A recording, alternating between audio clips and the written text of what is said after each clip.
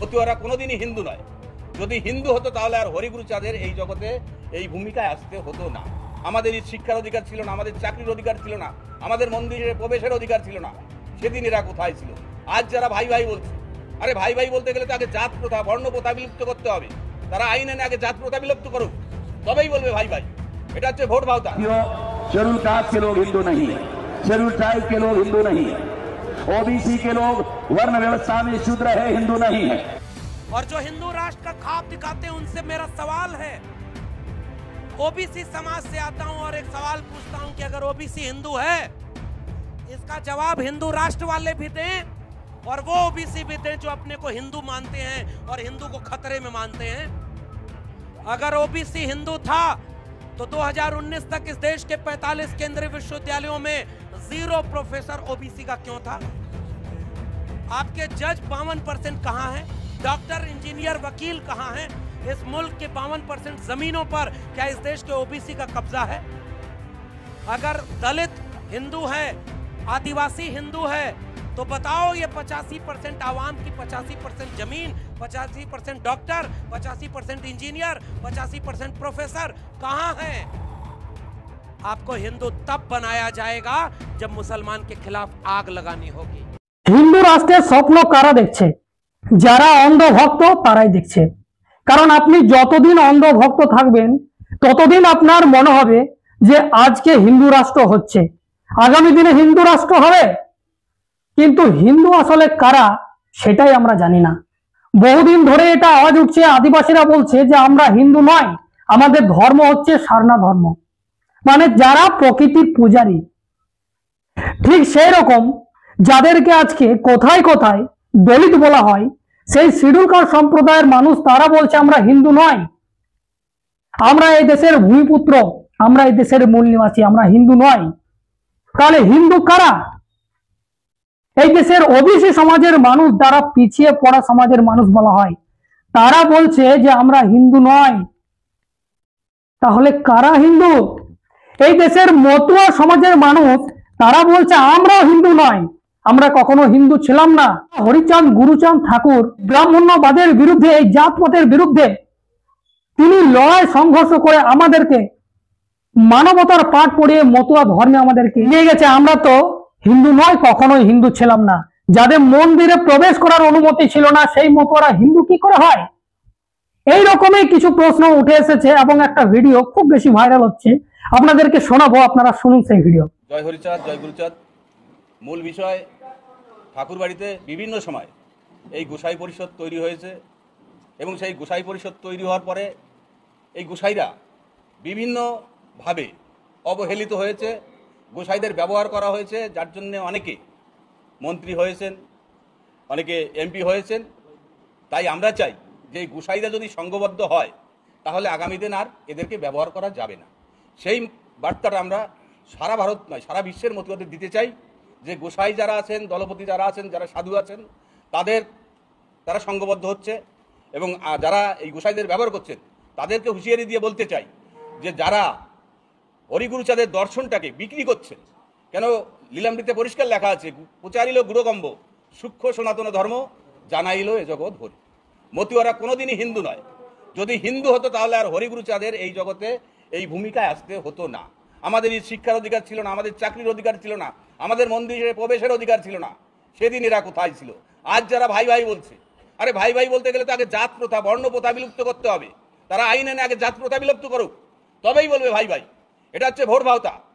পাশাপাশি আমরা বর্তমান বাংলার যিনি মাননীয় মুখ্যমন্ত্রী এবং আমাদের মা মমতা ঠাকুর, তাঁর কাছে গোসাইদের পক্ষ থেকে গোসাইরা বলেছেন বা আমাদের দাবি যে বিভিন্ন সময় দেখা যাচ্ছে বাংলায় পুরোহিত ভাতা পায়, ইমাম ভাতা পায়, বিভিন্ন ভাতা দেওয়া হচ্ছে।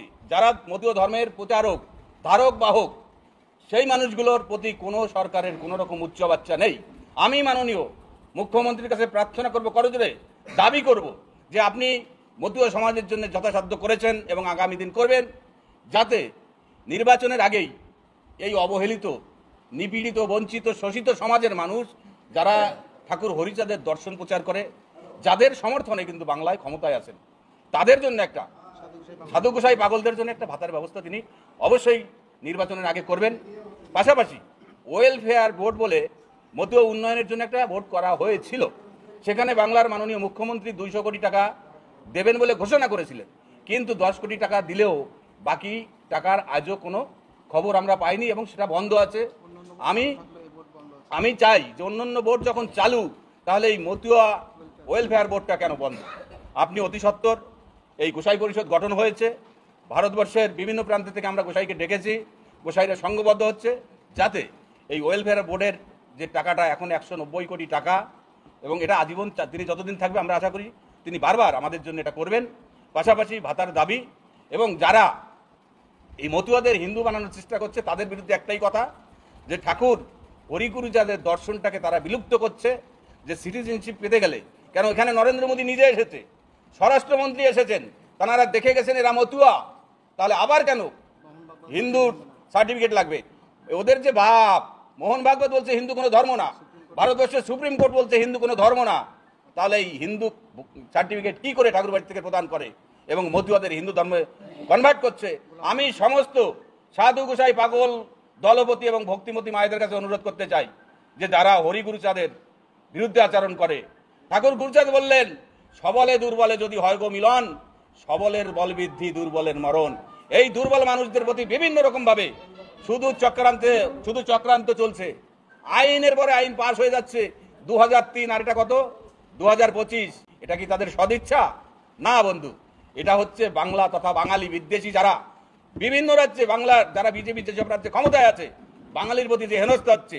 আমি প্রথম কথা বাঙালি, আমার মাতৃভাষা বাংলা, এই বাংলার থেকে দেশ স্বাধীনতায় সব থেকে বেশি শহীদ হয়েছিল, রক্ত দিয়েছিল, আর সেই বাঙালির প্রতি বিদ্বেষ, বাঙালিকে হেনস্থা।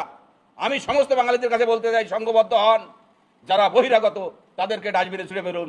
সকলে ভালো থাকবেন, সুস্থ থাকবেন। তাহলে আপনাদের কি মনে হয়, এসটিরা বলছে হিন্দু নয়, এসসিরা হিন্দু নয়, ওবিসিরা হিন্দু নয়, মতুয়ারা হিন্দু নয়, তাহলে কাকে নিয়ে হিন্দু রাষ্ট্র করবে?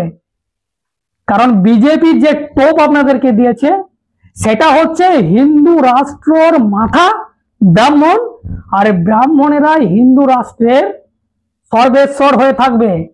যেটা নেপালে আপনারা দেখলেন, মাত্র 30% ব্রাহ্মণ্যবাদী মানুষ, তারা 90% নেপালের ব্যবস্থার উপর কবজা করেছিল। আজকের তারিখে সেই নেপালে ব্রাহ্মণ্যবাদের এই যে ধাঁচা, সেটা ভেঙে চুরমার করে দিয়েছে। তো ভারতবর্ষে হিন্দু রাষ্ট্রের মাথা হচ্ছে ব্রাহ্মণ। তাই এই দেশের এসসি, এসটি, ওবিসি এবং যারা ধর্ম পরিবর্তন করে বিভিন্ন ধর্মে চলে গেছেন, তারা প্রত্যেকে এই দেশের মূল নিবাসী, এই দেশের ভূমিপুত্র। আপনাদেরকে একত্রিত হতে হবে এবং এই দেশ আপনার, এই দেশ আপনাকে চালাতে হবে, আপনাকে প্রতিনিধিত্ব করতে হবে। কি মনে হয় আপনাদের এই সমস্ত বিষয়বস্তু দেখে? অবশ্যই আপনারা কমেন্ট করে জানাবেন। যদি প্রথমবার ফেসবুকে দেখছেন, ফলো করে নেবেন। ইউটিউবে গিয়ে সার্চ করুন দ্য লং প্রসেস, সেখানে সাবস্ক্রাইব করে রাখুন। যদি চাইছেন মূল নিবাসী বহুজন সমাজের ইতিহাসকে তুলে আনি আপনাদের সামনে, তাহলে অবশ্যই এই কিউআর কোডে স্ক্যান করে চ্যানেলের আর্থিক সহযোগিতা করবেন। এখন এই পর্যন্তই, ধন্যবাদ।